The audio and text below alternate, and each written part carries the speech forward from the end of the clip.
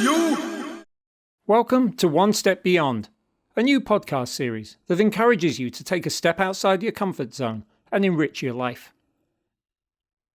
Whether it's to walk a local trail or climb a distant mountain, travel to a new country or explore culture close to home, run a first 5K or tackle an ultramarathon, One Step Beyond is all about positively engaging with the world outside our door. Yes, I know, we're mostly currently under orders to stay at home, but that's all the more reason to prepare for the day when we can get back outside. I'm Tony Fletcher, an author, broadcaster, runner, hiker and traveller. As much as anything, I'm a storyteller, and to that end, One Step Beyond will include interviews, features and field recordings.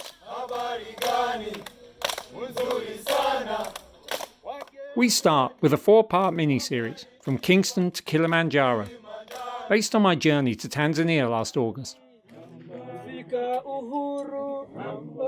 Now, if the thought of climbing to the roof of Africa seems beyond you, know firstly that it is not. You'd be amazed at some of the people who make it to the summit. But if it's financially beyond your reach, that's understandable. And from episode 5 onwards, we will be tackling adventures you can have on your doorstep. So, whether you're listening on the sofa, in the kitchen, or getting your daily exercise while practicing your social distancing, relax, enjoy, and get ready to go. One step beyond!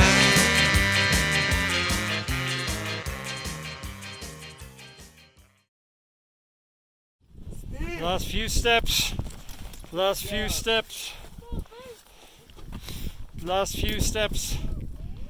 Here we are. Proud of us. What's up? We did it. Jambo bwana, habari gani? Mzuri sana. Wageni wakaribishwa Kilimanjaro, hakuna matata. My name is Tony Fletcher, and in August 2019, I set off with 4 friends and a guide to climb Mount Kilimanjaro in Tanzania. Hakuna matata. At 19,341 feet, that's 5,895 meters above sea level, Kilimanjaro is the highest point of Africa, and it's the tallest freestanding mountain in the world. Perhaps because of this, because it's actually a volcano, it's also the highest mountain in the world that you can climb without need for professional gear. In other words, you're meant to be able to walk all the way to the top. Almost 50,000 people a year attempt the summit. Not all of them make it. The intense demands on the body in ever-thinning air cause many people to give up before they can reach the peak. Did we make it? Well, what you heard of me at the start of this recording was not us reaching the actual summit, and the celebratory song and dance you're also hearing is performed for all climbers by the mountain crew regardless.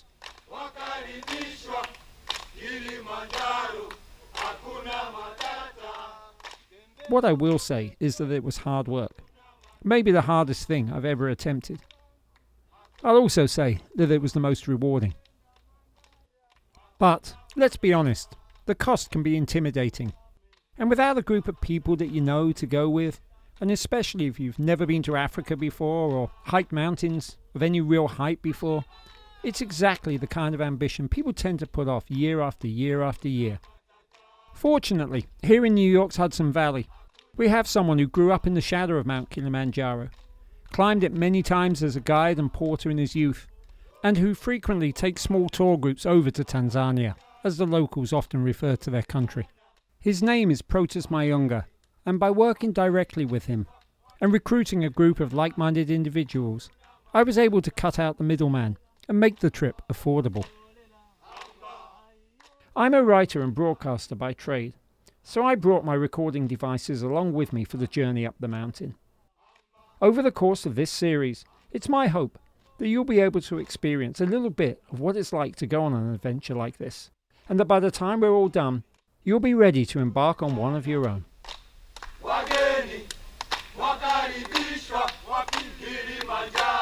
From Kingston to Kilimanjaro, a 4-part series on a journey to the roof of Africa. Episode 1. The Planning. Nice So to you were meet the you. guide Nice to and meet he was you. the porter. Welcome. Thank you. Your name? Tim. Tim. Great Your name? Gwendolyn. Marie. Steve. Steve what? Tony. Ton. Pleased to meet you, Simon. You just heard the 5 of us who went on this trip. On the first day of the climb, introducing ourselves to Simon, one of our summit guides and Protus's uncle.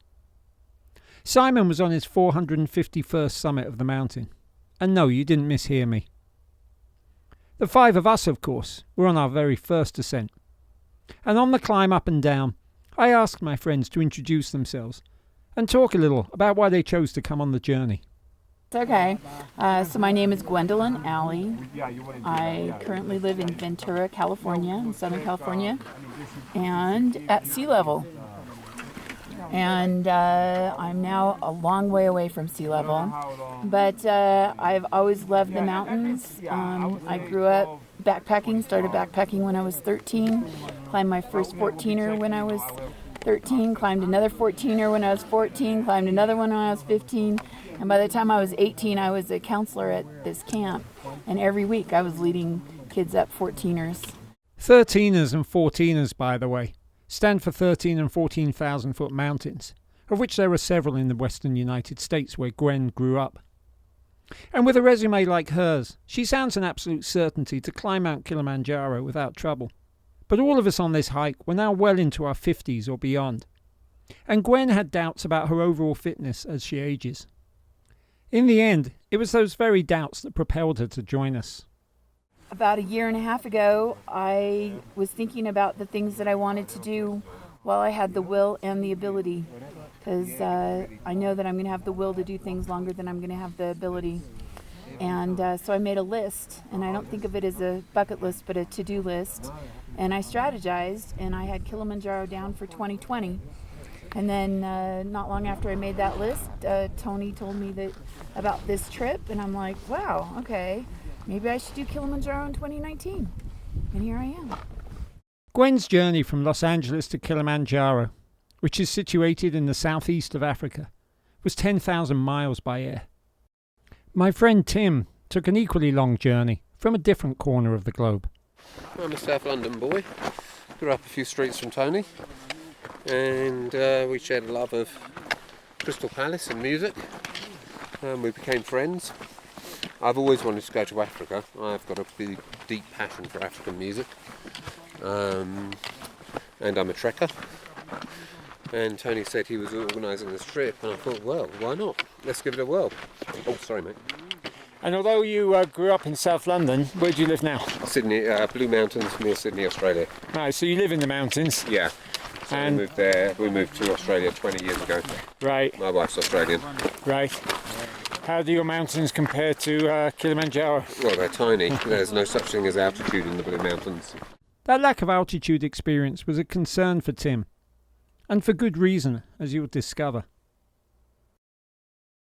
The remaining 3 of us all knew each other from the running community here in the Hudson Valley, and we figured our experience on long trail runs and the occasional road marathon would put us in good stead for the cardiovascular workout we could expect on Kilimanjaro.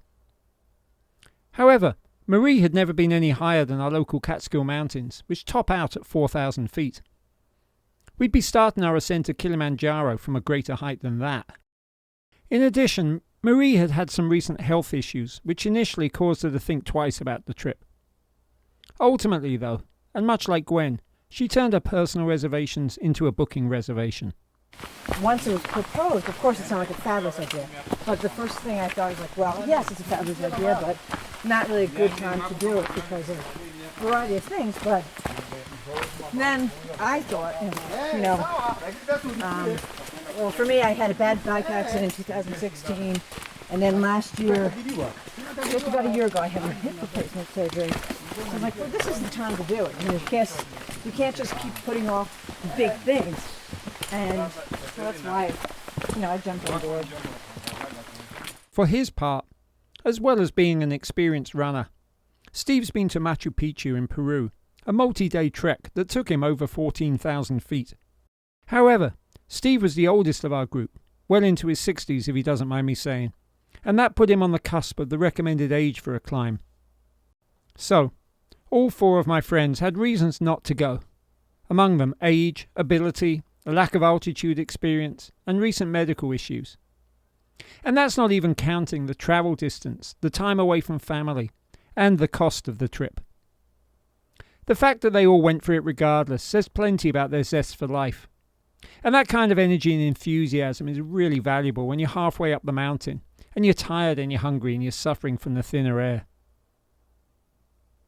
As for myself, it would be fair to say I had both elevation and running experience.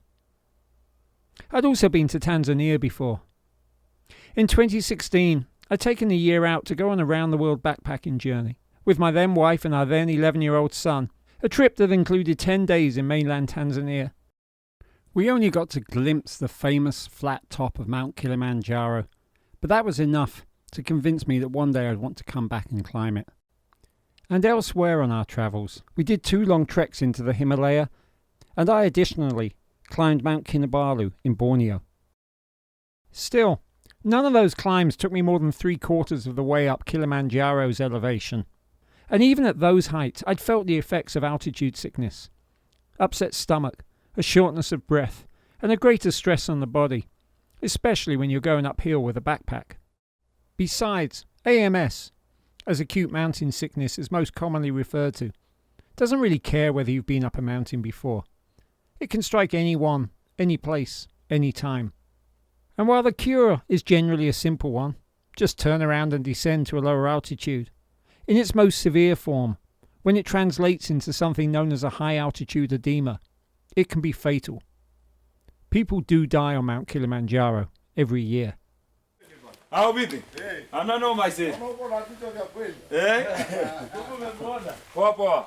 But without doubt, the most important person to fly into Kilimanjaro for our climb was Protus. Aya.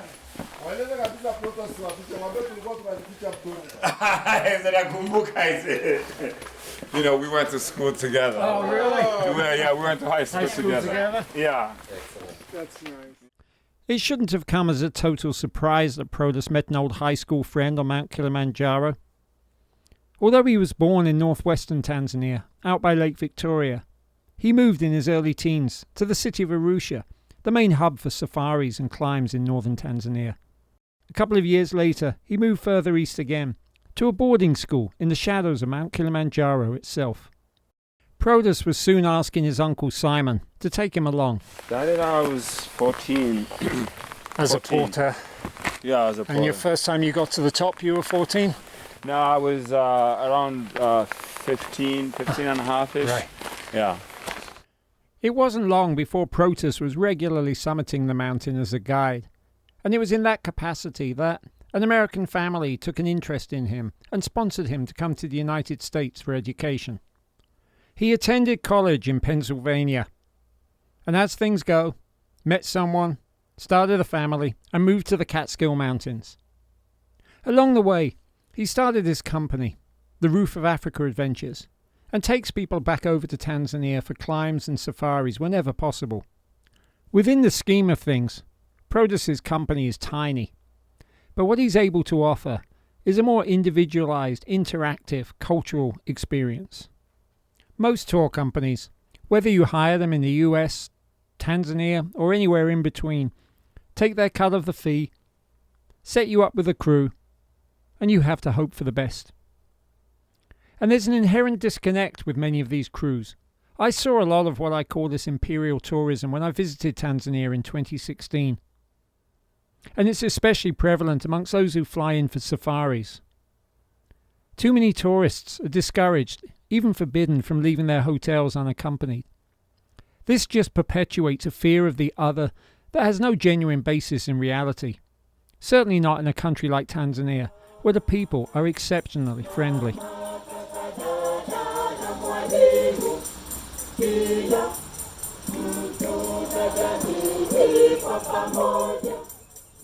You wouldn't be listening to this beautiful choir in the background, for example, if I hadn't left our hotel early on the first day of our climb, for a run, believe it or not, and come across a group of women singing in the backyard. When they saw me watching them, they invited me in to listen more closely and to film them without any requests in return. Prodas certainly encourages his clients to get out and meet people. On the day before our climb, he joined us on a cultural walk with a local guide in the village of Marangu. Prodas filled an unusual role, somewhere between client and guide, and serving as a translator for those in our crew who only spoke Swahili. He made sure we met the cook every evening and that we socialised with the porters. At the end of the trip, we all even shared a minibus back to Arusha together. All of this is important because one thing I have to say at the outset is that if you're only interested in going somewhere like Kilimanjaro, is to take a picture at the summit so that you can post it on social media and brag about it. Please don't bother. Tanzania is a beautiful country, and there's really no point going there and spending 6 days on the continent's highest mountain, hopefully adding at least a couple of days in either side of the climb, if you're not willing to learn about the people and the country in the meantime.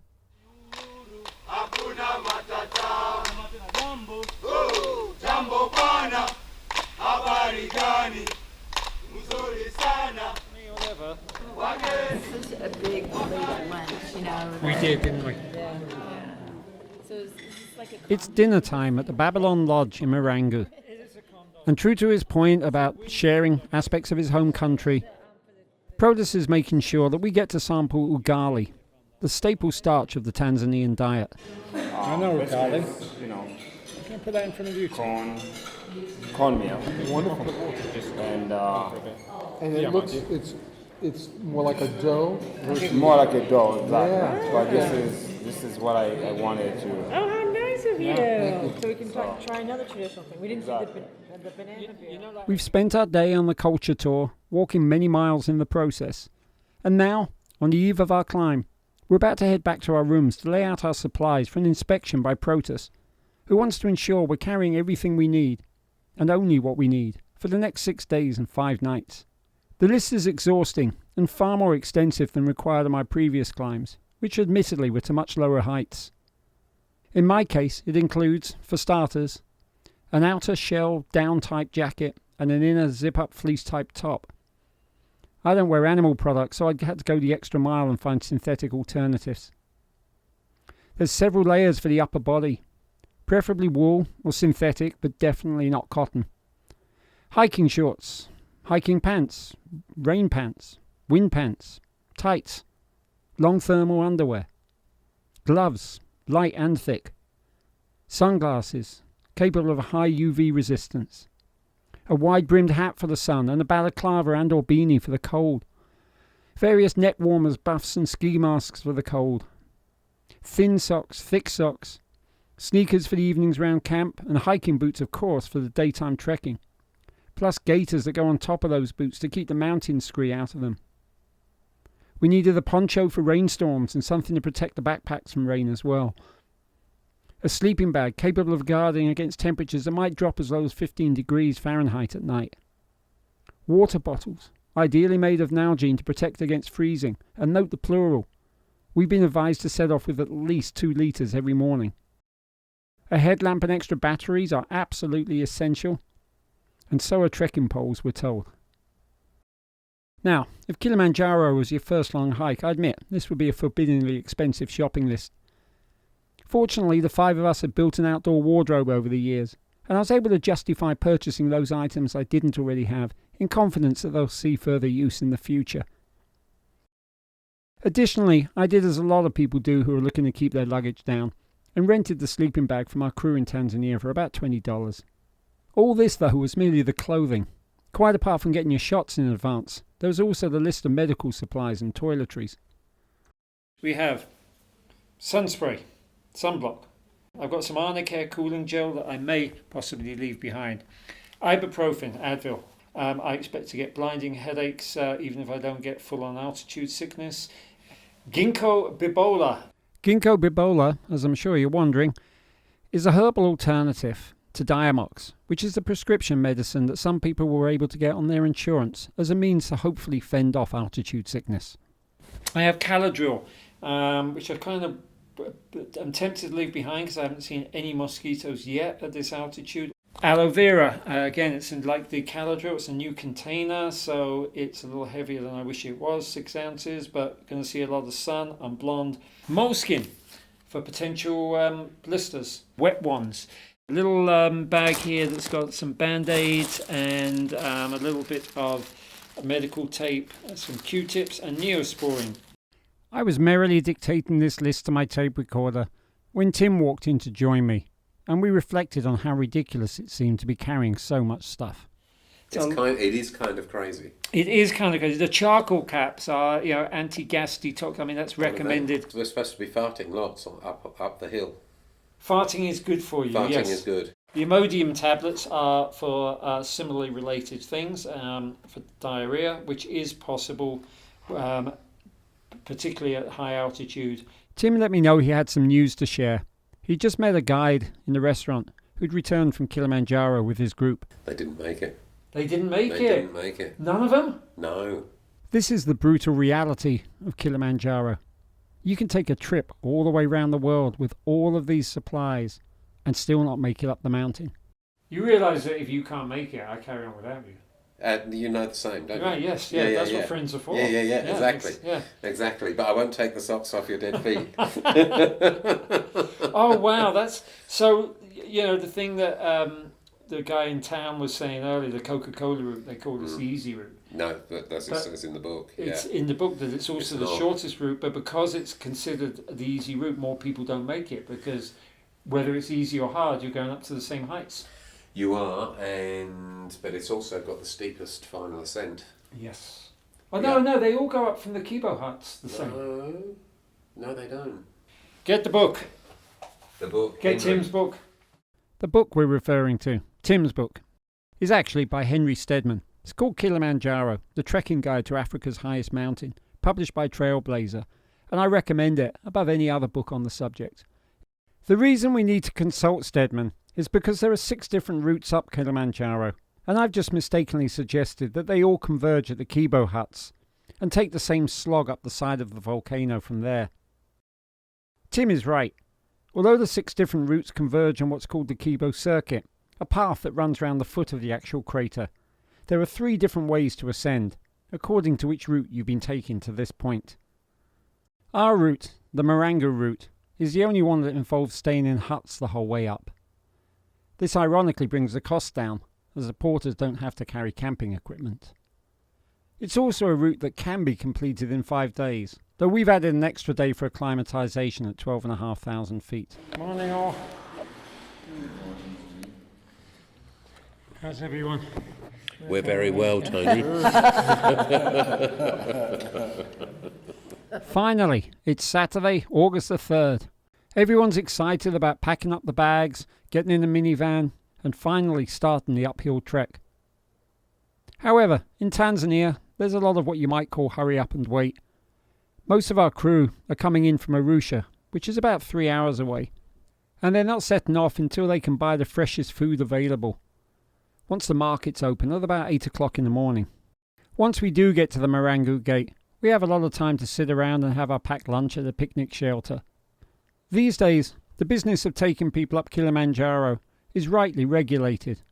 Porters are not allowed to carry more than 20 kilograms each.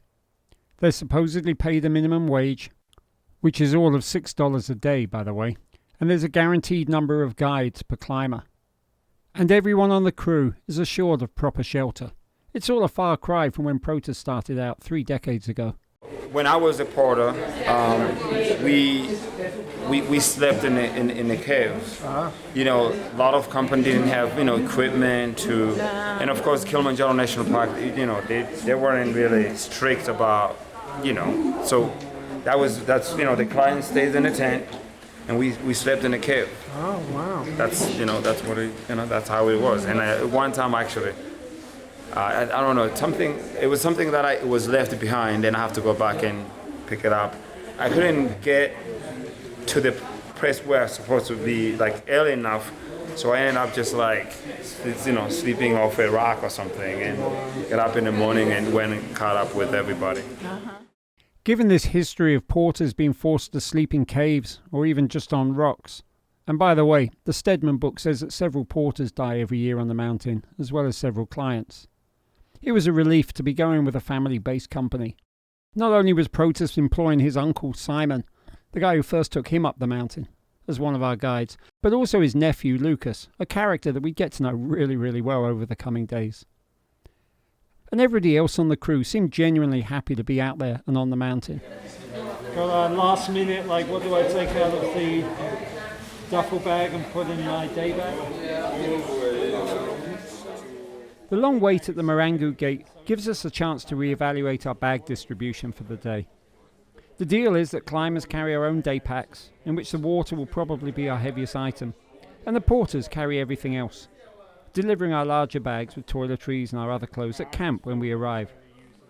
The picnic shelter has a number of displays about Kilimanjaro, and Tim quickly hones in on that of the local Chaga people's legends about the volcano's formations.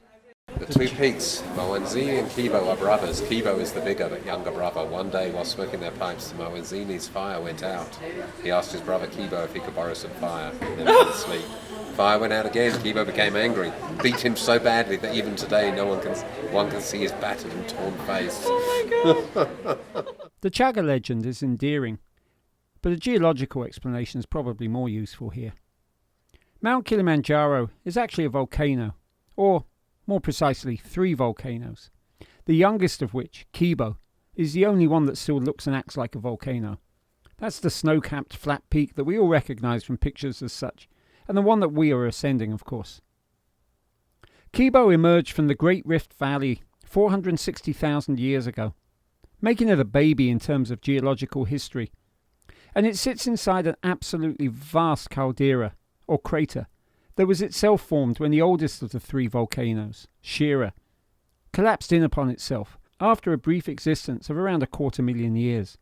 There's still a Shira peak off to the west of Kilimanjaro, but it's dwarfed both by Kibo and by Mwenzi, which at 5,149 metres is Africa's 3rd highest.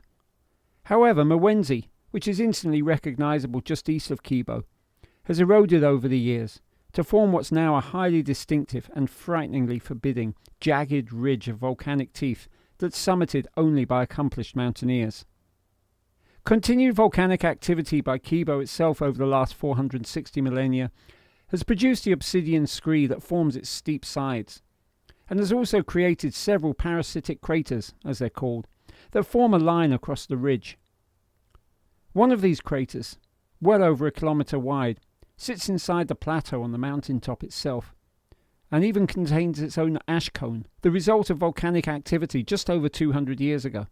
Throughout this crater, what are called fumaroles, that's volcanic vents, emit sulfuric steam. Officially, Mount Kilimanjaro is considered dormant, but that's a far cry from being inactive. We're just looking here at the records, the running records. So it's gone from... For all of the geological and cultural history, I'm most taken by a display of the climbing records.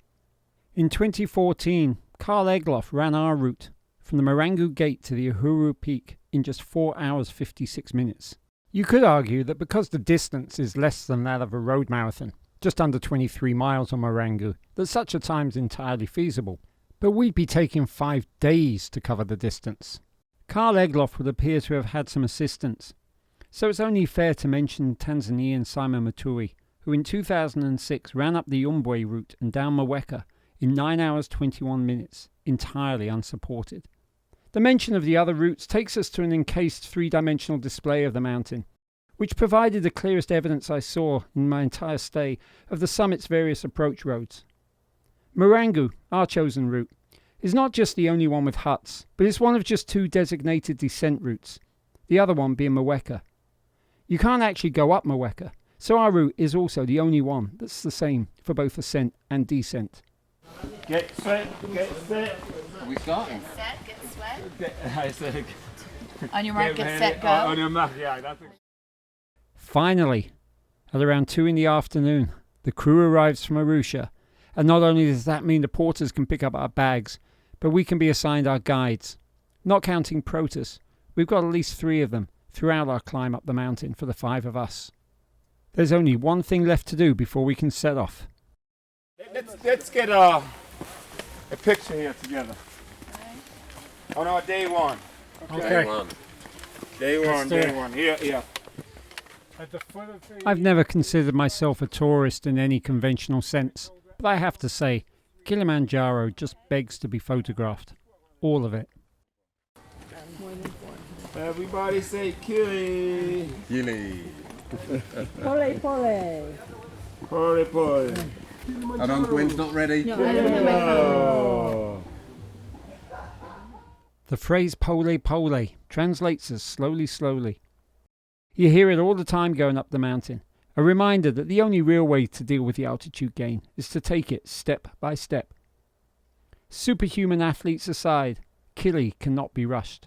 This all-important point is proven by a small group of young French women who we just met at the picnic table after their descent. They complain of dizziness, nausea, actual vomiting up at the summit, and at least one of them didn't make it to Uhuru Peak. As far as we can tell, they didn't fully grasp the gravity of their undertaking. Who knows whether we will make it either, but at least we've prepared. Indeed, it's over 2 years now since I first began recruiting people to go on this adventure. Almost a year since 3 of us booked our plane tickets, and it feels like it's been a lifetime of research, of shopping, of training, packing and travelling. Our afternoon hike ahead seems friendly enough, but we genuinely don't know what lies in store beyond that. Still, we are here, and in 5 days we hope to be there, on the roof of Africa.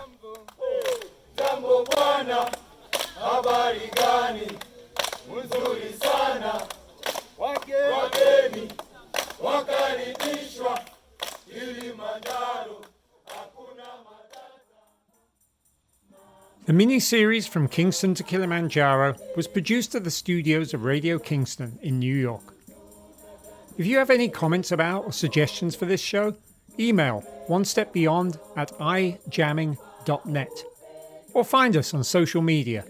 Just search for One Step Beyond with Tony Fletcher.